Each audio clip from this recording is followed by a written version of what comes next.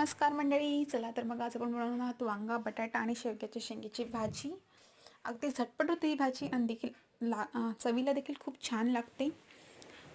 चला तर मग आज बनवूया आपण ही मिक्स भाजी. इथे मी समोरील भाज्या घेतल्या आहेत, त्या आपल्याला चिरून घ्यायच्या आहेत. पहिल्यांदा गॅसवर कढई ठेवायची आहे. कढई छान गरम झाल्यानंतर त्याच्यामध्ये टाकणार 2 चमच तेल. ते थोडंफार गरम झाल्यानंतर त्याच्यामध्ये टाकला आहे कढीपत्ता, त्यानंतर 1 चमच जिरा, 1 चमच राई. इथे मी कांदा उभा चिरून घेतला होता, तो आपल्याला तेलात टाकायचा, छान परतून थोडा वेळ शिजून द्यायचा आहे. कांदा शिजल्यानंतर इथे मी 1 टोमॅटो उभा चिरून टाकला आहे आणि 3 मिरच्या उभ्या चिरल्या आहेत, त्या देखील थोडा वेळ शिजून द्यायचा आपल्याला.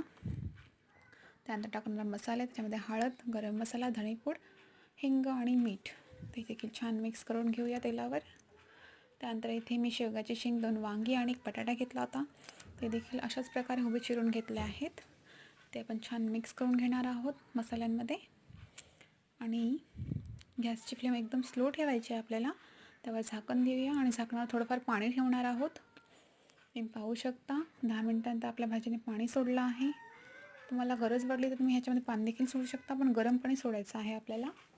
अगदीच 15 मिनिटात आपली भाजी रेडी होणार आहे. तुम्ही पाहू शकता आपली भाजी रेडी आहे. वांगं, बटाटो, शेवग्याची शेंग सगळं काही चांगल्या प्रकारे शिजलं आहे. आता मी याच्यामध्ये 2 चम्मच सुकं खोबरं वाटून घेतलं होतं, ते टाकलेलं आहे.